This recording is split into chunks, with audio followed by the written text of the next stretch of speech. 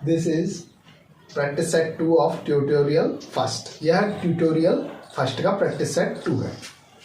देखिए इसमें use of these those, यहाँ अभी पहले हम प्रैक्टिस सेट फर्स्ट में हमने सीखा था यूज ऑफ दिस दैट, और यहाँ पर हम सीखेंगे प्रैक्टिस सेट सेकंड में क्या सीखेंगे, use of these those. These और दोज का जो यूज है वो दो या दो से अधिक वस्तुओं के लिए किया जाता है। जैसे पास के लिए एक चीज है तो उसके लिए हम दिस का यूज करेंगे, दिस इज ए कैट, पास में है।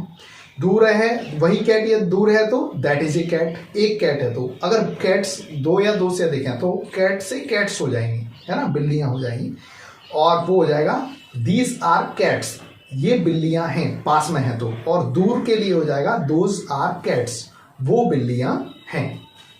देखेंगे अफर्मेटिव में किस तरीके से बनाएंगे, दीज दोज आर, उसके बाद ये जो ब्लैंक दिया हुआ है इसमें हम इनमें से कोई भी चीजें ले सकते हैं, pens, bags, bottles, chairs, fans, puppies, cats, dogs, sparrows, crows, ETC, कोई भी इनमें से चीज इसमें आ सकती है, कोई भी मतलब नाउन इसमें आ सकता है। देखेंगे जैसे दीज आर पेन्स, ये पेन है, पास में दीज का मतलब ये, दोज का मतलब वो, आर का मतलब होता है हैं जिस पर बिंदी आती है, और अंक की बिंदी लगी रहती है, और इज माने होता है जिस पर अंक की बिंदी नहीं होती। इज एक वचन के साथ में और बहुवचन के साथ में हम आर का यूज करते हैं।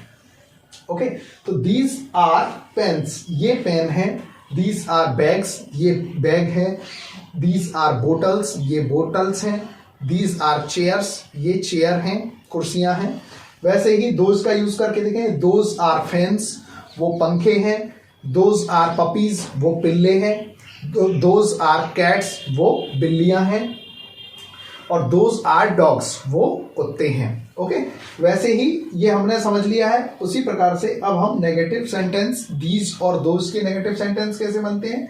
दीज, जिस प्रकार से दिस दैट में क्या था कि दिस दैट था, यहाँ पर इज था और नॉट होता है, वैसे ही यहाँ पर दीज दोज और उसमें आ जाएगा आर, उसके साथ में नॉट। ठीक है, तो जैसे कि दीज आर नॉट पेन्स, ये पेन नहीं है, या दीज आर नॉट बॉटल्स, ये बोटल्स नहीं है। वैसे ही दोज आर नॉट चेयर्स, वो कुर्सियां नहीं है। दोज आर नॉट बॉटल्स, वो बोटल्स नहीं है। दोज आर नॉट पपीज, वो पिल्ले नहीं है। दीज आर नॉट बुक्स, ये किताबें नहीं है। इस प्रकार से हम इसमें सेंटेंस बनाते हैं नेगेटिव। अब अफर्मेटिव हो गया, नेगेटिव हो गया, इसके बाद में हम देखेंगे इंटरोगेटिव सेंटेंस। प्रश्नवाचक वाक्य किस प्रकार से बनाते हैं, प्रश्न कैसे पूछेंगे, इंपॉर्टेंट है। मैं आपको पहले भी बता चुका हूं, पहले वीडियोस में भी, इंपॉर्टेंट है इंग्लिश स्पीकिंग में प्रश्न पूछना। यदि आप प्रश्न पूछ सकते हैं तो फिर आप कन्वर्सेशन को आगे बढ़ा सकते हैं। ओके, व्हाट आर दीज, ये क्या है, तो दीज आर पेन्स, ये पेन है। आप किसी से भी पूछ सकते, कई चीजें बच्चे, छोटे छोटे बच्चे पूछते रहते हैं, मम्मी ये क्या है, वो क्या है। जैसे अभी मैं एक जगह शादी में गया था, वहां एक छोटा बच्चा पूछ रहा था व्हाट इज दिस, यह क्या है, तो वो पूछ रहा था जो कैमरे वाली क्रेन होती है उसके बारे में। उसने पूछा ये क्या है, इससे क्या करते हैं, तो मैंने बताया दिस इज ए क्रेन, यह एक क्रेन है, इस पे अपन कैमरा हैंग करके उसको लटका के चारों तरफ वीडियो शूट करते हैं। तो बच्चे ऐसे क्वेश्चन पूछते हैं, हम भी पूछ सकते हैं। बहुत सारी चीजें ऐसी जो हमें नहीं पता, जो नहीं पता उसे पूछेंगे, जो पूछ लेंगे तो जान जाएंगे, नहीं पूछेंगे तो नहीं सीख पाएंगे, है ना। तो पूछना एक अच्छी आदत है। ठीक है, तो what are these, what are those, इस प्रकार से हम क्वेश्चन पूछ सकते हैं। ठीक है, इसके बाद में एक और जो यस नो आंसर वाले जो क्वेश्चन है जिसमें हेल्पिंग वर्ब आगे आ जाती है, आर दीज ब्लैंक आ जाएगा। तो आर दीज पेन्स, क्या ये पेन है, तो हमें यस और नो में आंसर देना है। यस दीज आर पेन्स, हाँ ये पेन है, या no these are not pens, नहीं ये पेन नहीं है ना। आर दोज बुक्स, क्या वो किताबें हैं, तो हम उसमें आंसर दे सकते हैं दोज आर नॉट बुक्स, वो किताबें नहीं है। या बुक्स हैं तो यस दोज आर बुक्स, हाँ वो किताबें हैं। सबसे ज्यादा जो लाइफ में जो क्वेश्चंस पूछते हैं बच्चे और हम लोग आपस में पूछते हैं वो आता है ये लास्ट वाला जो स्ट्रक्चर है, यहाँ पर आर दीज, और यहाँ आता है पजेसिव एडजेक्टिव, जिसमें आप अपना अधिकार जताते हैं। पजेसिव एडजेक्टिव कौन से होते हैं, your, my, his, its, her, their, ये वाले इनके मैंने हिंदी में भी मीन्स लिखे हुए हैं, यहाँ आप देखेंगे। यहाँ पर कुछ मीनिंग है जो इंपॉर्टेंट है। इज माने होता है एक वचन के लिए, आर होता है बहुवचन के लिए जहां दो या दो से अधिक चीजें हों, योर माने आपका या तुम्हारा, माई माने मेरा, हिज माने उसका, हिज का प्रयोग करते हैं बॉयज के लिए, लड़कों के लिए, है ना। और हर माने उसका या उसकी, हिज माने भी उसका या उसकी। तो हिज आएगा मस्कुलाइन जेंडर के लिए, लड़कों के लिए, मैन के लिए। वैसे ही हर आएगा गर्ल्स के लिए, लड़कियों के लिए, वुमेन के लिए। ठीक है। देयर माने उनका, जब दे का होता है देयर, दे के लिए जो दे माने होता है वे, और दे के लिए जो पॉजिटिव एडजेक्टिव है वो होता है देयर। और राम्स या मोहन्स या कोई भी नेम जिसके साथ में एपोस्ट्रोफी एस हम लगा दें तो उसका मतलब, जैसे राम्स का मतलब राम का। तो हम इस प्रकार से क्वेश्चंस दीज और दोज की हेल्प से पूछ सकते हैं। देखेंगे कैसे। आर दीज योर पेन्स, क्या वे आपके पेन हैं? तो उसको आंसर देना है, यदि हाँ तो yes these are my pens, और अगर नहीं तो no these are not my pens. जैसे उसने पूछा आर दोज योर बुक्स, क्या वो आपकी किताबें हैं? तो आंसर देना है यदि, अब मैं बार बार यदि हाँ और यदि नहीं बोलूंगा, आप समझ लेना। तो yes these are my books, हाँ ये मेरी किताबें हैं। यदि दोज पूछ रहा है आर दोज योर बुक्स, तो yes those are my books. ठीक है। आर हम अपने लिए भी पूछ सकते हैं, आर दोज माई बुक्स, क्या वो मेरी किताबें हैं?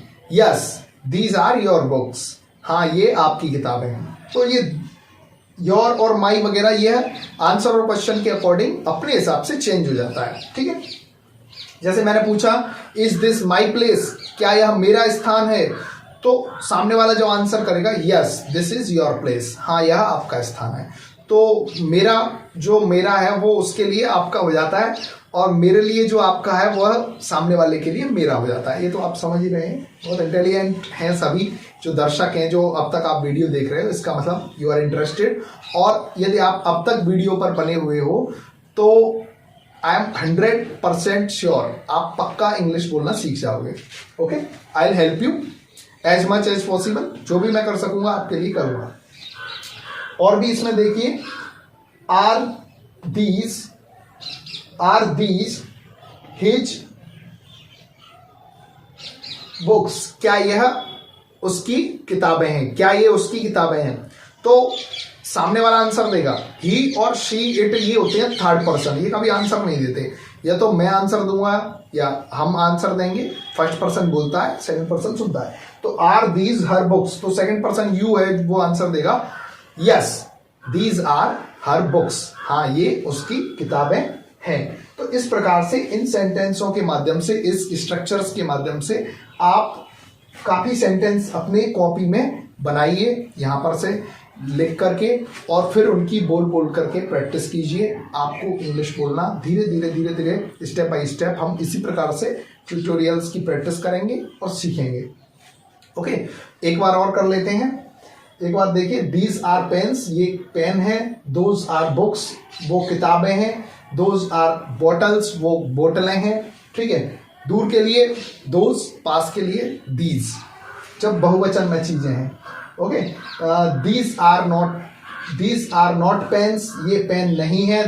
दोज आर नॉट फैंस, वो पंखे नहीं है। इस प्रकार से ये सेंटेंस। इंटरोगेटिव में व्हाट आर दीज, ये क्या है? दीज आर मार्कर्स, ये मार्कर हैं। दीज आर टेबल्स, ये टेबल हैं। इस प्रकार से आंसर बनाएंगे।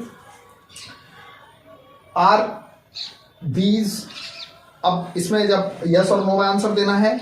आर दीज टेबल्स, क्या वो टेबलें हैं? तो हम आंसर दे सकते हैं यस दीज आर टेबल्स, हाँ ये टेबलें हैं। या no these are not tables, ये टेबलें नहीं है। इसके बाद में सबसे ज्यादा यूज होने वाला, आर दीज माई पपीज, क्या ये मेरे पिल्ले हैं? तो आंसर में हम बोलेंगे no these are not your puppies, नहीं ये आपके पिल्ले नहीं है।